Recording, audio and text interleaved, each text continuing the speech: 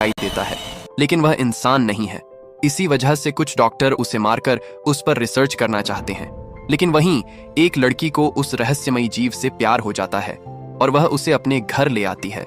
यह कहानी एक इंसान और एक रहस्यमयी जीव के प्यार पर आधारित है। तो चलिए कहानी शुरू करते हैं। कहानी की शुरुआत एक शहर से होती है। उसी शहर में एक लड़की रहती थी जिसका नाम अलाइजा था। अलाइजा इशारों में बात करती थी क्योंकि वह बोल नहीं सकती थी। बचपन में हुए एक भयानक हादसे की वजह से उसकी आवाज हमेशा के लिए चली गई थी। उस हादसे का निशान आज भी उसकी गर्दन पर मौजूद था और इसी कारण वह बोल नहीं पाती थी। अलाइजा इस दुनिया में बिल्कुल अकेली थी। उसका कोई परिवार नहीं था। अलाइजा के घर के पास एक बूढ़ा आदमी रहता था जिसका नाम जाइल्स था। जाइल्स अलाइजा को बिल्कुल अपनी बेटी की तरह मानता था। वह एक बेहद शानदार पेंटर भी था। अलाइजा एक वैज्ञानिक प्रयोगशाला में सफाई का काम करती थी। उसी जगह पर उसकी एक सबसे अच्छी दोस्त भी थी। दोनों एक दूसरे की बहुत अच्छी दोस्त थीं। जबकि बाकी लोग अलाइजा को पसंद नहीं करते थे और उससे बात भी नहीं करते थे, इसलिए अलाइजा भी किसी से ज्यादा बातचीत नहीं करती थी। एक दिन जब अलाइजा लैब में सफाई कर रही होती है, तभी एक ऑफिसर सभी को बताता है कि आज उनकी लैब में एक विशेष टीम आने वाली है जो अपने साथ एक ऐसी रहस्यमयी चीज लेकर आ रही है जो आज तक इस लैब में कभी नहीं लाई गई थी। कुछ ही देर बाद वह टीम वहां पहुंच जाती है। वे अपने साथ एक बहुत बड़ा पानी का टैंक लेकर आते हैं और उस टैंक के अंदर कोई रहस्यमयी जीव मौजूद होता है।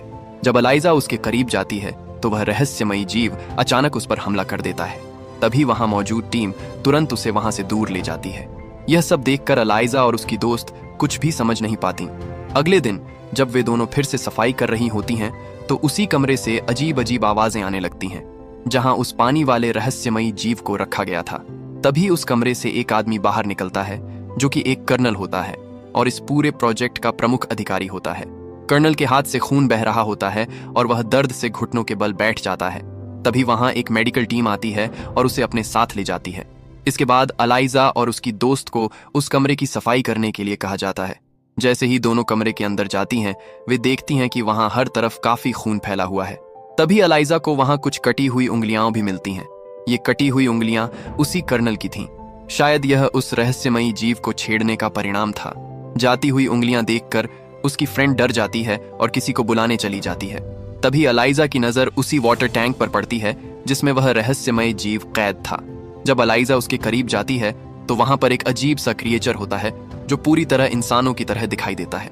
दोनों के बीच एक अलग सा रिश्ता बनने लगता है और दोनों ग्लास पर अपने हाथ रखते हैं। तभी वहां पर अलाइजा की फ्रेंड और एक आदमी आ जाते हैं और वह क्रिएचर पीछे भाग जाता है। अलाइजा को पता करना होता है कि आखिर उस लैब में वह क्या चीज है, इसलिए अगले दिन अलाइजा लंच टाइम पर छिपते हुए उसी जगह पर जाती है। लेकिन आज वह जीव वाटर टैंक में नहीं बल्कि एक बड़े से पूल में होता है। अलाइजा पूल के पास बैठ जाती है और वह अपने साथ एक अंडा भी लाई होती है। वह पूल के पास आवाज करती है। आवाज सुनकर वह क्रिएचर पानी से बाहर आ जाता है। यह देखकर अलाइजा अंडे को साफ करके अपने हाथ से उसे देना चाहती है, लेकिन क्रिएचर अलाइजा से डरता है और उसके पास नहीं आता। तब अलाइजा उस अंडे को वहीं रख देती है और वह क्रिएचर अंडे को लेकर पानी में चला जाता है। इसके बाद अलाइजा भी वहां से चली जाती है। थोड़ी देर बाद अलाइजा और उसकी फ्रेंड को कर्नल बुलवाता है। ये वही कर्नल होता है जिसकी उंगलियां उस जीव ने काटी थीं। वह दोनों को बुलाकर उनसे कहता है कि तुम्हारी ड्यूटी सिर्फ इस लैब को साफ करना है और लैब को साफ करने के बाद तुम्हारा काम खत्म हो जाना चाहिए।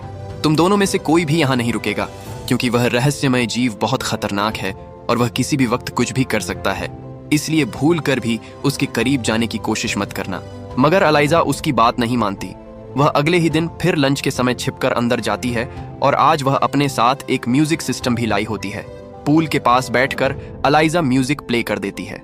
साथ ही आज भी वह उसके लिए एक अंडा रख देती है। तभी आवाज सुनकर वह रहस्यमय जीव पानी से बाहर आता है।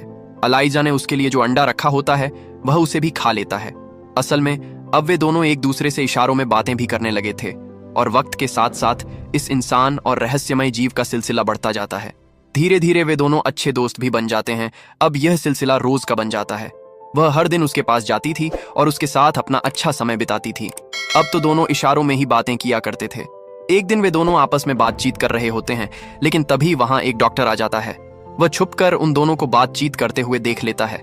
अलाइजा और उस रहस्यमय जीव के बीच संवाद देखकर वह हैरान रह जाता है। हालांकि डॉक्टर किसी को भी यह नहीं बताता कि उसने सब कुछ देख लिया है और वह इस बारे में जानता है। दरअसल वह डॉक्टर अमेरिका के लिए इस रहस्यमय जीव पर रिसर्च कर रहा था। लेकिन अंदर ही अंदर वह जर्मनी का एक एजेंट यानी जासूस भी था, क्योंकि उस समय दोनों देशों के बीच युद्ध चल रहा होता है। इसलिए दोनों देश एक दूसरे की राजनीतिक और वैज्ञानिक गतिविधियों पर नजर रख रहे थे। इसी वजह से वह डॉक्टर उस जीव से जुड़ी सारी जानकारी गुप्त रूप से जर्मनों तक पहुंचाता था। अगले दिन अलाइजा फिर से उस जीव से मिलने जाती है। वहां पहुंचकर वह देखती है कि उस जीव को बहुत ही बेरहमी से बांधा गया है। यह देखकर अलाइजा को उस पर बहुत दया आती है, क्योंकि उसके शरीर से काफी खून भी निकल रहा होता है। तभी अलाइजा को किसी के आने की आहट सुनाई देती है। वह तुरंत जाकर छुप जाती है, लेकिन वहां कोई और नहीं बल्कि कर्नल आता है। कर्नल उस रहस्यमय जीव से बहुत नफरत करता था। उसके हाथ में एक ऐसी छड़ होती है जिसमें बिजली का करंट दौड़ रहा होता है, और वह उसी छड़ से उस जीव को इलेक्ट्रिक शॉक देता है। कुछ देर बाद वहां जनरल भी पहुंच जाते हैं। वे उस जीव को देखकर पूछते हैं, क्या इसमें कोई शक्ति है या नहीं। इस पर कर्नल कहता है, यह किसी काम का नहीं है। हमने इसे इतना टॉर्चर किया, लेकिन इसने अपने बचाव के लिए भी कुछ नहीं किया। फिर वह यह भी बताता है कि अमेजन के लोग तो इसे अपना भगवान मानते थे और इसके लिए पानी में फल फूल चढ़ाते थे। इसके बाद कर्नल कहता है, जब तक हम इसे मारेंगे नहीं तब तक हमें इसके बारे में कुछ भी पता नहीं चलेगा, इसलिए हमें इसे मारना होगा। इसे मारकर ही हम इसके बारे में रिसर्च कर सकते हैं। लेकिन तभी डॉक्टर उन्हें समझाते हुए कहता है, इसकी हालत तो पहले से ही बहुत खराब है। तुम लोग इसे मारना क्यों चाहते हो, बल्कि हमें इस पर रिसर्च करके इसके बारे में बहुत कुछ जानने का मौका मिल सकता है। मगर वहां मौजूद लोग डॉक्टर की एक भी बात सुनने को तैयार नहीं थे। डॉक्टर जनरल से कहता है, आप इस क्रिएचर को नहीं मार सकते। ये सुनकर जनरल गुस्से में जवाब देता है, तुम मुझे यह मत बताओ कि मुझे क्या करना चाहिए और क्या नहीं। इस पूरी लैब की अनुमति मेरे पास है और मैं यहाँ कुछ भी कर सकता हूँ। जनरल की यह बात सुनकर डॉक्टर को बहुत दुख होता है, क्योंकि वह नहीं चाहता था कि उस क्रिएचर को मार दिया जाए। वह भले ही एक जासूस था, लेकिन सबसे पहले वह एक इंसान भी था। इसलिए उसे उस बेजुबान जीव पर दया आ रही थी और वह नहीं चाहता था कि उसे मारा जाए। ये सारी बातें अलाइजा भी सुन रही थीं। डॉक्टर की तरह ही अलाइजा को भी ये सब सुनकर बहुत दुख होता है। घर लौटकर वह जाइल्स को बताती है कि कहीं वे लोग सचमुच उस क्रिएचर को मार न दें। वह कहती है, वह जीव बिल्कुल मेरी तरह है, वह भी बेजुबान है, वह मेरा दोस्त है, मुझे समझता है और हमें उसे बचाना होगा। जाइल्स दुखी होकर कहता है, मुझे भी इस बात का अफसोस है कि वे लोग उसे मारना चाहते हैं, लेकिन हम उसे नहीं बचा सकते। जिन लोगों की कस्टडी में वह है वे बहुत शक्तिशाली हैं और हम तो बस आम इंसान हैं, हम उनका सामना नहीं कर सकते। ये सुनकर अलाइजा बहुत दुखी हो जाती है। जाइल्स भी उदास हो जाता है, क्योंकि वह समझता है कि अलाइजा और वह क्रिएचर दोनों ही इस दुनिया में अकेले हैं। दोनों के पास एक दूसरे के अलावा कोई नहीं है। कुछ देर सोचने के बाद जाइल्स वापस अलाइजा के पास आता है और कहता है, मैं तुम्हारी मदद करूंगा, जैसा तुम चाहोगी मैं वैसा ही करूंगा, क्योंकि हम एक परिवार हैं। ये सुनकर अलाइजा बहुत खुश हो जाती है। दोनों मिलकर एक योजना बनाते हैं कि वे उस क्रिएचर को लैब से बाहर निकालेंगे। अलाइजा सबसे पहले वहां जाकर समझदारी से काम करने का फैसला करती है। फिर वह उस जीव के पास जाती है, मगर वह जंजीरों से बंधा हुआ था और उन जंजीरों को खोलने का कोई तरीका दिखाई नहीं दे रहा था। तभी वहां पर वह डॉक्टर आ जाते हैं और एलाइजा उन्हें देखकर घबरा जाती है। लेकिन डॉक्टर खुद उस जीव को बचाना चाहता था, इसलिए वह जंजीरों की चाबी एलाइजा को दे देता है। एलाइजा उस क्रिएचर को खोलकर एक ट्रॉली में डालती है। डॉक्टर उस जीव के खाने के लिए कुछ सामान देता है और एलाइजा तुरंत टनल के जरिए वहां से बाहर आने लगती है। एलाइजा की दोस्त को इस बात का पता चल जाता है, इसलिए वह एलाइजा को रोकने की कोशिश करती है और उससे पूछती है कि वह ऐसा क्यों कर रही है। लेकिन एलाइजा उसे समझाती है कि यहाँ उसकी जान खतरे में है और कर्नल उसे मारना चाहता है। यह सुनकर एलाइजा की दोस्त भी उसका साथ देने के लिए तैयार हो जाती है और फिर दोनों आगे बढ़ने लगती हैं। बाहर जाइल्स अंदर आने की कोशिश कर रहे होते हैं, लेकिन गार्ड उन्हें अंदर जाने नहीं देता। गार्ड को लगता है कि उनका कार्ड नकली है, लेकिन डॉक्टर यहाँ पर भी उनकी मदद करते हैं। वह उस गार्ड को बेहोश करके वहां से भागने में उनकी सहायता करते हैं और आखिरकार ये लोग उस क्रिएचर को वहां से निकालने में कामयाब हो जाते हैं। लेकिन तभी कर्नल कैमरों के जरिए यह सब देख लेता है। जब वह गेट पर पहुंचता है तब तक वे सभी वहां से जा चुके होते हैं। एलाइजा उस क्रिएचर को अपने घर ले आती है और उसे बाथटब में रख देती है, क्योंकि उस क्रिएचर की जिंदगी पानी पर निर्भर थी और वह पानी के बिना जीवित नहीं रह सकता था। एलाइजा अपने दोस्त को अपने पास पाकर बहुत खुश होती है। वे फैसला करते हैं कि 10 तारीख को उस क्रिएचर को नदी में छोड़ आएंगे, क्योंकि उस दिन भारी बारिश होने की संभावना थी। बारिश की वजह से वह क्रिएचर अपनी मंजिल यानी समुद्र तक पहुंच जाएगा। अगले दिन एलाइजा भी अपनी नौकरी पर चली जाती है, ताकि किसी को इस बात का शक न हो कि उस क्रिएचर को उसी ने भगाया है। घर में जाइल्स उस क्रिएचर के पास रहते हैं और उसका ख्याल रख रहे होते हैं, लेकिन इसी दौरान उनकी आंख लग जाती है। तभी वह क्रिएचर अपने बाथटब से बाहर आ जाता है। वह जाइल्स की बिल्ली को मार डालता है। जब जाइल्स की आंख खुलती है तो वह देखता है कि वह क्रिएचर उसकी बिल्ली को मारकर खा चुका है और वह वहां से भाग जाता है। लेकिन जाने से पहले वह जाइल्स के हाथ पर जोरदार वार कर देता है, जिससे जाइल्स भी घायल हो जाते हैं। जब अलाइजा घर वापस आती है तो वह देखती है कि वह क्रिएचर वहां पर नहीं है।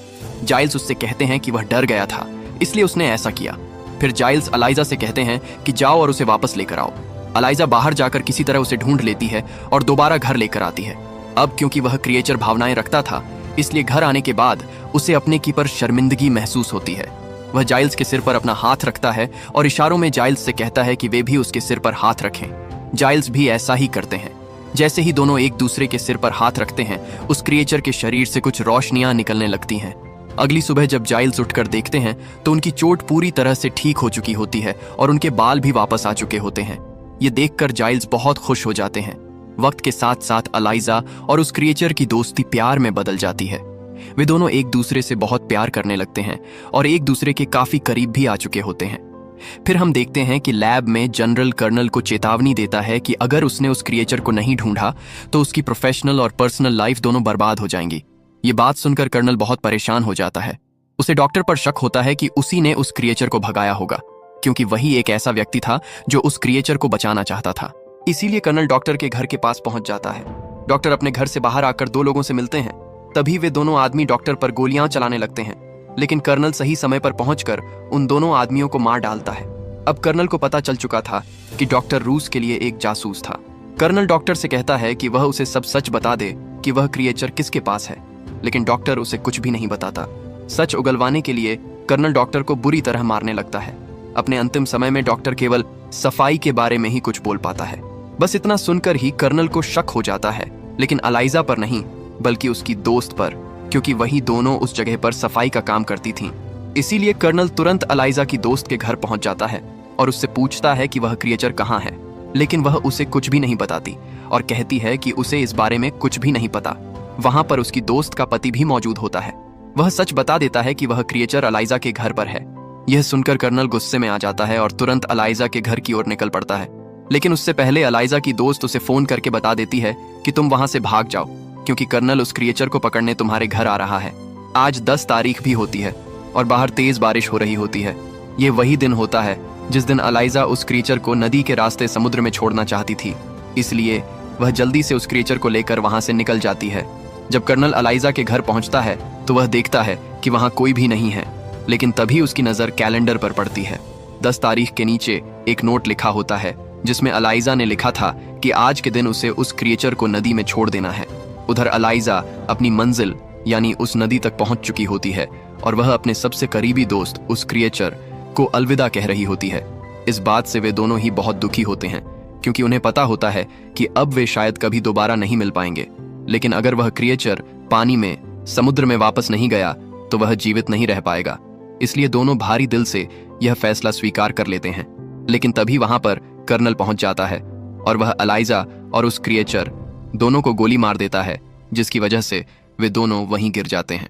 लेकिन कुछ ही पलों बाद वह क्रिएचर दोबारा खड़ा हो जाता है। कर्नल दोबारा अपनी बंदूक में गोलियां भर ही रहा होता है कि तभी वह देखकर हैरान रह जाता है कि इतनी गोलियां लगने के बावजूद भी वह क्रिएचर जिंदा है। इससे पहले कि कर्नल कुछ समझ पाता, वह क्रिएचर बिना समय गंवाए उसे मार डालता है। इसके बाद वह अलाइजा को अपनी गोद में उठाता है और समुद्र की बहुत गहराई में लेकर चला जाता है। वहां पहुंचकर वह अलाइजा की गर्दन पर बने बचपन के चोट के निशानों को छूता है। तभी एक चमत्कार होता है और अलाइजा पानी के अंदर सांस लेने में सक्षम हो जाती है। इसके बाद अलाइजा भी जीवित हो उठती है। असल में वह क्रिएचर बहुत सारी अद्भुत शक्तियों का मालिक था और उन्हीं शक्तियों की वजह से अलाइजा की जान बच जाती है। इसके बाद दोनों एक दूसरे को गले लगा लेते हैं और वह क्रिएचर अलाइजा को पानी की दुनिया में एक नई जिंदगी दे देता है। आखिरकार दोनों को एक दूसरे का साथ और सच्चा प्यार मिल जाता है। इसी के साथ इस खूबसूरत और भावनात्मक कहानी का अंत हो जाता है।